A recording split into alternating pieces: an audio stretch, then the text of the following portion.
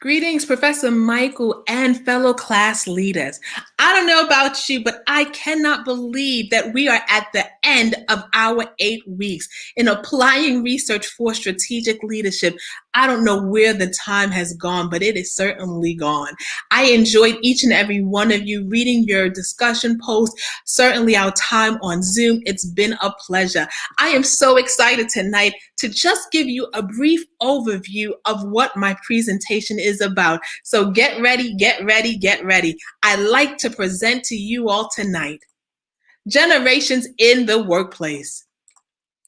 So there are 4 generations that I will cover in my presentation, and that is that of baby boomers, Generation X, Generation Y, and Generation Z. So the baby boomers, their current age, 56 to 74. The shaping of events during that era was post-war World II, the Cold War, and the hippie movement. Does anybody remember the bell bottoms and the big afro and the tie-dye? That was all in that hippie movement. And then Generation X, current age 40 to 55.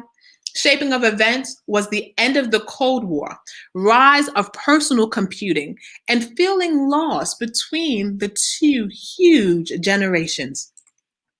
And millennials, also known as Generation Y, current age 24 to 39. Shaping up of events for them was the Great Recession and the exposure of the internet and social media. And we cannot forget 9/11. Next, Generation Z. They're also known as the true digital natives. Current age, 5 to 24. Shaping events for them were the smartphones, social media, the TikTok, Instagram, Snapchat. They are not familiar with any country war because they haven't lived yet to see one, and I hope they don't. And certainly my story. So how did you get here, Cindy? Why did you want to focus on generations in the workplace? Well, here is my story on how I got to select this topic. I fell in love with a young man that grew up in the Brogue, Pennsylvania. He always desired to be a chef on the cruise ship. So he pursued his passion. He went to Johnson and Wells and he studied culinary and food service management. He did culinary and got his associates, and then he went on to do food management and obtained his Bachelor of Science. Here's where I am guilty. I said yes.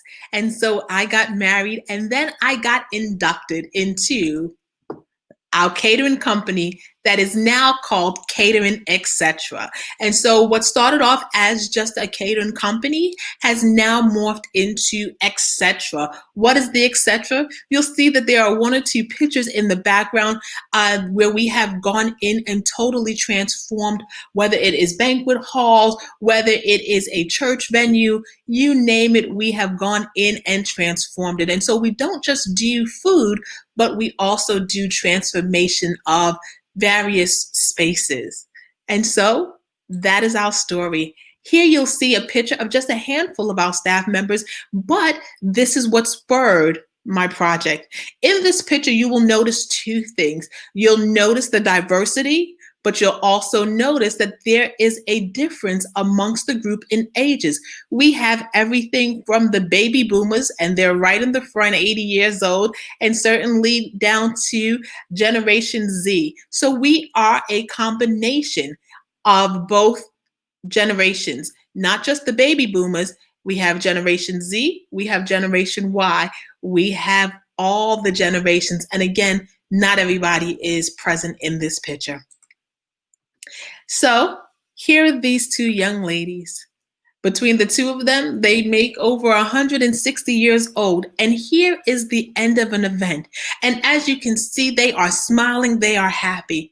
This is what spurred my project. I couldn't believe that almost every event we did, whether it was for 200 people or 90 people, these 2 were always happy and full of energy after working a hard shift. While the young people, We were exhausted. We were tired. We were pooped. We couldn't move, myself included. And so I began to think about the generation and the work ethic and how we are so different and the endurance. And then I realized there is such a gap in the generations in the workforce. So, introduction. Generation, a group of people who were born within a span of 20 years. Certainly, managing various work ethics, attitudes, and beliefs can be extremely challenging. Therefore, having the knowledge of generational differences is vital in the workplace. The problem. The difference between intergenerational workers provide challenges to managers in effectively managing the workforce. Some of the strengths include non-exhaustive work ethic. Don't mind doing what needs done to get the job done. Show up on time when scheduled, detail-oriented, can multitask, and patient. Some of the weaknesses, and I won't read all for the sake of time, but we have the traditional, they say you can't change the spot of a leopard. So with the traditional, we've always done it this way. And so because that's their mindset, it's hard to get them to change. Some people, technology is just not their thing. Technology ignorance, grew up with paper and pen, not touchscreen, physical slowness, act like employees owe them something, impatient, just to name a few. Opportunities. Certainly when you do good and you're great, you have the opportunity for press, media, coverage. Social media is the new thing. You post something on Instagram, something on Facebook, you go viral. That's a great opportunity. And then you have demonstration of entrepreneurial spirit, somebody that demonstrates that they want to be next in command, someone that wants to take the initiative, and then certainly develop relationships that can further careers.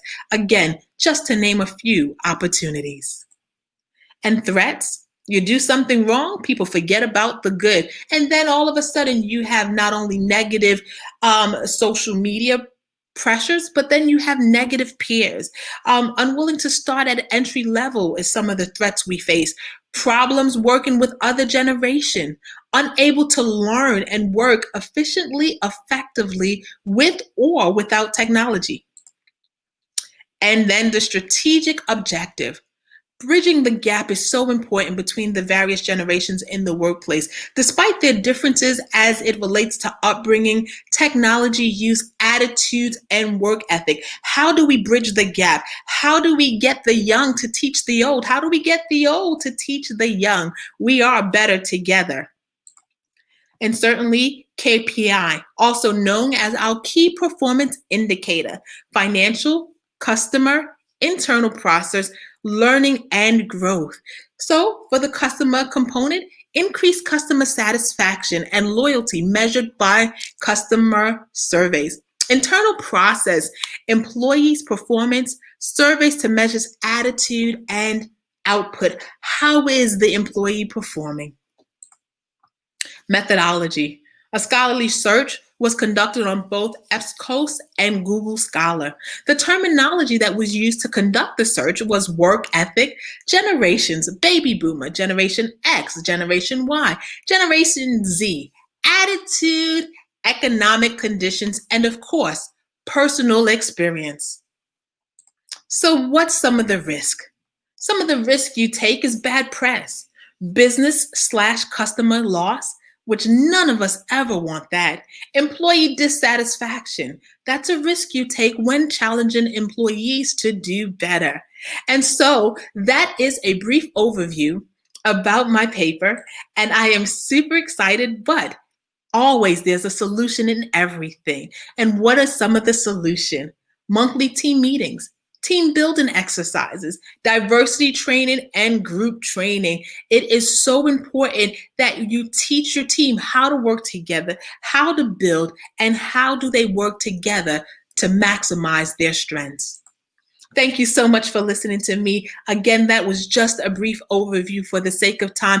Again, classmates, it's been such a pleasure meeting you all. Professor Michael, thank you for an excellent job in teaching us how to be more effective, how to be better leaders, and how to think through and plan a strategic plan effectively. Wish you all the best of luck in your future endeavors. Thank you.